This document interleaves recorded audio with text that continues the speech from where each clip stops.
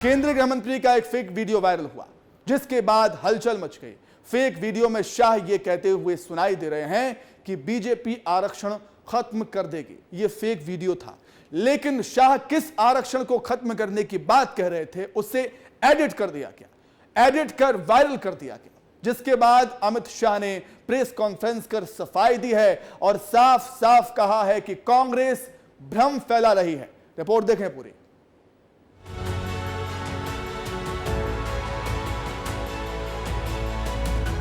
देश में इस वक्त आरक्षण के मुद्दे पर बहस छिड़ी हुई है। इस बीच केंद्रीय गृह मंत्री अमित शाह के एक वायरल वीडियो ने बहस को और गर्म कर दिया।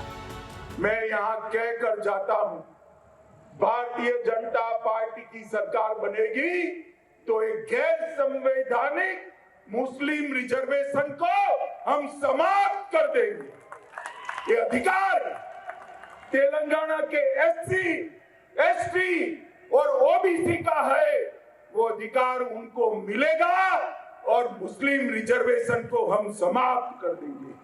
भारतीय जनता पार्टी की सरकार बनेगी तो एक गैर संवैधानिक एससी, एसटी और ओबीसी का है, वो रिजर्वेशन को हम समाप्त कर देंगे। जैसे ही शाह को इस फेक वीडियो की जानकारी लगी, उन्होंने प्रेस कॉन्फ्रेंस कर इसका खंडन किया। कांग्रेस पार्टी ने हमारे 4 से 400 पार के लक्ष्य को ट्विस्ट करना शुरू किया है। एक अपप्रचार कर रहे हैं कि भारतीय जनता पार्टी 400 पार करने के बाद आरक्षण को समाप्त कर देगी। ये दोनों चीजें निराधार और तथ्यहीन है। मैं ये बात स्पष्ट कर देना चाहता हूं कि Bharatiya Janata party ST, SC, OBC के आरक्षण की समर्थक है और हमेशा इसके संरक्षक के रूप में अपनी भूमिका निभाएगी। उनकी हताशा, निराशा इस स्तर पर पहुंच गई है कि उन्होंने मेरा और कुछ भाजपा नेताओं का फेक वीडियो बनाकर सबके बीच में सार्वजनिक किया। मुख्यमंत्री, प्रदेश अध्यक्ष, इस कक्षा के व्यक्तियों ने भी इस फेक वीडियो को फॉरवर्ड करने का काम किया।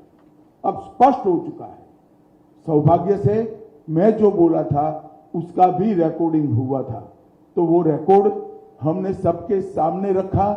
दूध का दूध, पानी का पानी हो गया।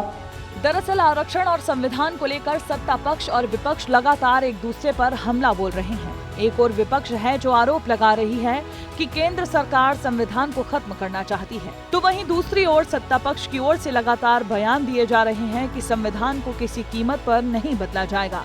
कांग्रेस नेता राहुल गांधी एक नहीं, दो नहीं, बल्कि बार बार अलग अलग सभा में ये कहने से नहीं थक रहे कि बीजेपी अगर सत्ता में आई तो वो संविधान बदल देगी और आरक्षण खत्म कर देगी।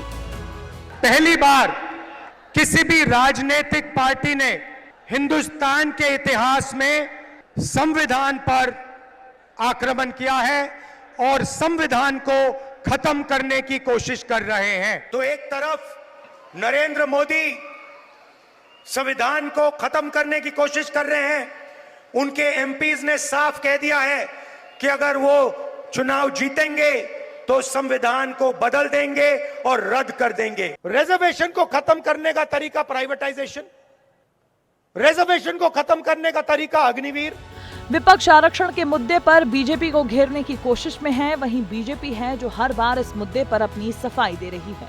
केंद्र से उठे इस मुद्दे पर राज्य स्तर तक वार पलटवार हो रहे हैं। छत्तीसगढ़ के उप मुख्यमंत्री ने भी इस पर सफाई देते हुए कहा कि कांग्रेस 2 एजेंडा पर काम कर रही है। कांग्रेस पार्टी केवल 2 मुद्दे पर राजनीति करते रही है, भय दिखाना और भ्रम फैलाना।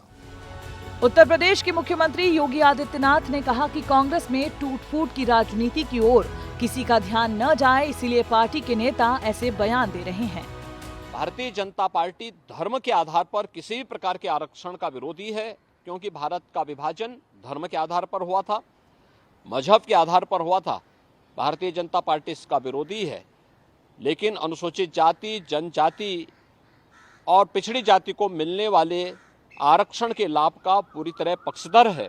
अपनी इस खींच को मिटाने के लिए वह इस ओर जनता का ध्यान न जाए, इसके लिए वह उल जलूल और मनगढ़ंत आरोप लगा करके देश के ध्यान को बांटने का प्रयास कर रहा है। हालांकि आरक्षण के मुद्दे पर बीजेपी अपनी राय साफ बता चुकी है कि अगर पार्टी सत्ता में आती है तो उसकी आरक्षण खत्म करने की कोई मंशा नहीं है। ब्यूरो रिपोर्ट, विस्तार न्यूज।